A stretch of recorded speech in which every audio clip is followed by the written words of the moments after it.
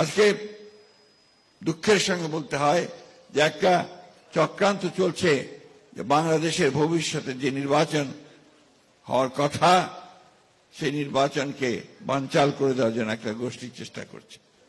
আজকে দুঃখের সঙ্গে বলতে হয় যে একটি উগ্রবাদ, তারা বিভিন্ন রকম উগ্রবাদের কথা বলে মানুষকে বিভক্ত করতে চায়, বিভাজন করতে সৃষ্টি করতে চায়।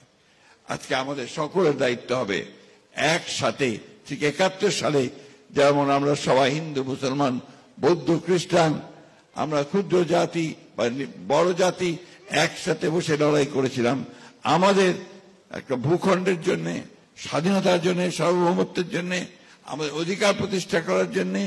সেইভাবে আমরা আমাদের অধিকার রক্ষা করার জন্য, আমাদের সেই যে লক্ষ্য ছিল যে একটা স্বাধীন বাংলাদেশ গড়ার জন্য, মুক্ত বাংলাদেশ করার জন্য, সেই লক্ষ্যে আমরা কাজ করব।